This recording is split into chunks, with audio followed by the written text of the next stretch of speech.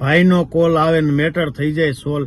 એલા ભાઈ, એવા તમારી જેવા ભાઈ તો આ ધરતી ઉપર, ભારતની ધરતી ઉપર કેક આવીને વયા ગયા, કોઈનું નામ નિશાન નથી રહ્યું.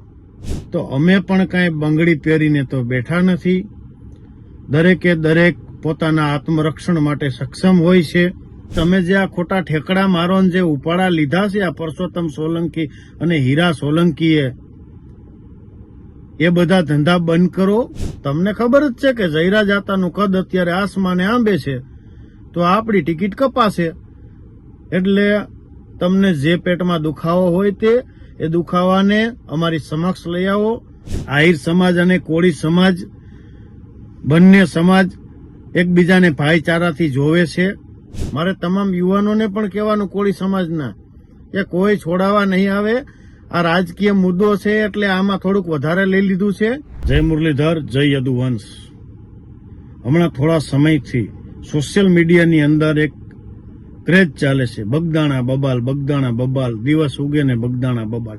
તો આખરે આ બગદાણા બબાલ છે શું, એના વિશે મારે થોડુંક વિસ્તૃત વાર આપને જણાવવું છે. બગદાણા બબાલ એટલે એક રોજિંદી ગુજરાત અને ભારતમાં જે ઘટનાઓ બનતી હોય, જે આમ છે, મારકૂટની, આ તે કાંઈ જે ઘટનાઓ બનતી હોય એમાંની એક ઘટના છે. આપણે એમને સપોર્ટ નથી કરતા, પણ જે માર ખાનાર વ્યક્તિ છે નવનીત બાલદિયા, એ ખુદ એક ગુનેગાર છે અને ઘણા બધા ગુનામાં સંડોવાયેલો વ્યક્તિ છે, બરાબર.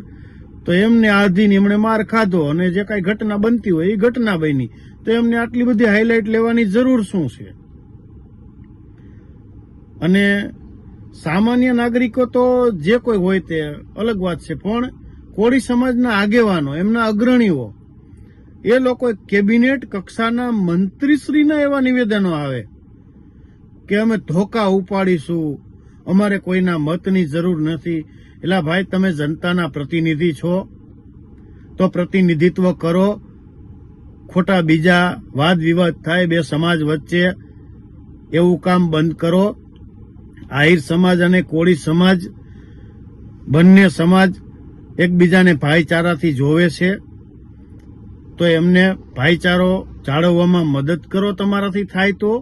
બાકી તમે જે આ ખોટા ઠેકડા મારો જે ઉપાડા લીધા છે આ પરસોત્તમ સોલંકી અને હીરા સોલંકીએ, એ બધા ધંધા બંધ કરો.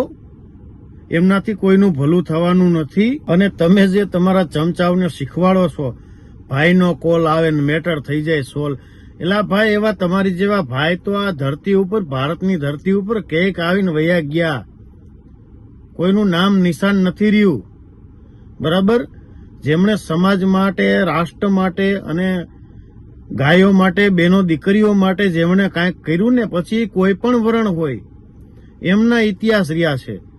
એટલે એ ખોટા ફાંકામાં રહેવું નહીં. ભાઈનો કોલ આવે, કોઈ ભાઈના કોલ ટાણે આવતા નથી. અને ખોટે ખોટા મારે તમામ યુવાનોને પણ કહેવાનું, કોળી સમાજના, કે કોઈ છોડાવવા નહીં આવે. આ રાજકીય મુદ્દો છે એટલે આમાં થોડુંક વધારે લઈ લીધું છે. બાકી તો બગદાણા બબાલ પછીની ઘણી એવી મેટરો બની છે જેમાં કોઈ મુહોભાઈ, પરસોત્તમભાઈ કે હીરાભાઈ એકેય ડોકાણા નથી. અને રહી વાત અમારા જયરા જાતા આહિરની, જે અત્યારે કસ્ટડીમાં છે, તો આવી તો ઘણી ઘટનાઓ બનતી હોય છે અને ઘણા રાજકીય નેતાઓ ઉપર, લોકો ઉપર આક્ષેપો લાગતા હોય છે. એનાથી કોઈ ફરક નથી પડતો આહિર સમાજને, કે જયરા જાતાને કે માયા આતાને પણ ફરક નથી પડતો, બરાબર. કોઈ પણનું કદ ઊંચું થાય એટલે કોઈને પેટમાં દુખતું હોય તો ખોટા આક્ષેપો નાખી અને ફરિયાદો થતી હોય છે. પણ એ કોર્ટ નક્કી કરશે કોણ ગુનેગાર છે, કોણ નિર્દોષ છે. એ કાંઈ મારો અને તમારો વિષય તો છે નહીં કોઈનો, બરાબર. પણ ખાસ જે બે સમાજ વચ્ચે વૈમનસ્ય ઊભું કરવાના જે ધંધા પરસોત્તમ સોલંકી ને હીરા સોલંકીએ જે આયદરા છે, એ ધંધા બંધ કરો. અને તમે જે રાજકારણ કરવા આવ્યા છો એ બહુ નાનું અને તુચ્છ રાજકારણ છે. અમારો બાપ ભગવાન શ્રી કૃષ્ણ, યદુવંશી ક્ષત્રિય આહિર સમાજ, અમારો બાપ ભગવાન શ્રી કૃષ્ણ, આનાથી વધારે મોટો રાજકારણી કોણ હોય? ભગવાન શ્રી કૃષ્ણના થી મોટો કોઈ રાજકારણી હોઈ ન શકે. એટલે અમે એના સીધી લીટીના સંતાનો છીએ. એટલે અમને રાજકારણ શીખવાડવાનું ન હોય. તમે તમારું સ્ટેન્ડ ક્લિયર કરો, અથવા તો તમે ખુલીને સામે આવો ને. નવનીત બાલધિયા જેવાના ખંભે બંદૂક ફોડીને શું કામ તમે સીટું લેવા માંગો છો?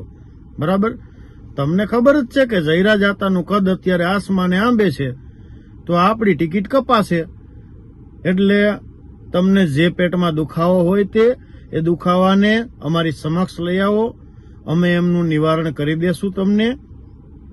પણ આક્ષેપ પ્રત્યાક્ષેપ, બીજાના ખંભે બંદૂક રાખી અને ફોડવાના ધંધા પરસોત્તમ સોલંકી અને હીરા સોલંકી તમે બંને બંધ કરજો, નહીતર આવનારી ચૂંટણીમાં તમને એનો જવાબ મળશે. અને તમારા ચમચાઓ એમ કે ભાવનગર ભાવનગર, ભાઈ ભાવનગરનો શેનો ભાઈ? કોનું ભાવનગર? ભાવનગર છે મહારાજા કૃષ્ણકુમાર સિંહજીનું. તમે પેલા ઇતિહાસ વાંચો. રાજપૂતોએ ભાવનગરમાં લોહી રેડ્યા છે, ત્યારે ભાવનગર ઉભું છે આજે અડીખમ. ઈ ગોહિલ કુળના શિરોમણીઓ આજે છે, હયાત છે. તમે એમની પાસેથી શીખો રાજકારણ કઈ રીતે કરાય. એટલે છે ને, અમને બીજી રાજકારણની વાતો શીખવાડવાના ધંધા બંધ કરો અને બે સમાજ વચ્ચે લઈ આવવાના સામસામા તમે બે ભાઈઓ બંધ કરો, નહીતર આગામી દિવસોમાં તમારે એમના પરિણામ ભોગવવા પડશે. અને તૈયારીમાં જ રહેજો. આમાં છે ને, નિવેદનો ઉપરથી લોકોની માનસિકતાની ખબર પડી જતી હોય છે. પરસોત્તમ સોલંકી અને હીરા સોલંકી ધોકા ઉપાડવાની અને અમારે કોઈના મત નથી જોતવા, આવી જો વાહિયાત વાતો કરતા હોય તો અમે પણ કાંઈ બંગડી પહેરીને તો બેઠા નથી. દરેકે દરેક પોતાના આત્મરક્ષણ માટે સક્ષમ હોય છે, અને આ બંધારણમાં પણ છૂટ છે. પોતાના આત્મરક્ષા માટે કોઈ સામેવાળા વ્યક્તિને હાનિ પહોંચાડવી એનું બંધારણ પણ છૂટ આપે છે. બરાબર છે, આત્મરક્ષાનો દરેકને અધિકાર છે. એટલે ધોકા ઉપાડવાની વાતો કરતા હોય તો એ સ્પષ્ટતા કરે કે કઈ રીતે ધોકા ઉપાડવા છે એમને. તો સામે પક્ષે પણ બધા તૈયાર જ છે. એટલે આવી ખોટી વાતો ન કરવી. અને અમારા માયા હતાએ જે નિવેદન આપ્યું, જે થયું તે સારું થયું, જે થઈ રહ્યું છે તે સારું થઈ રહ્યું છે, અને જે થશે તે સારું થશે, એક નિખાલસતાથી એમણે નિવેદન આપ્યું. પણ હવે અમે કહીએ છીએ યુવાનો, જે થશે તે સારું નહીં થાય, જરા પણ સારું નહીં થાય. અને એના માત્ર જવાબદાર પરસોત્તમ સોલંકી અને હીરા સોલંકી હશે.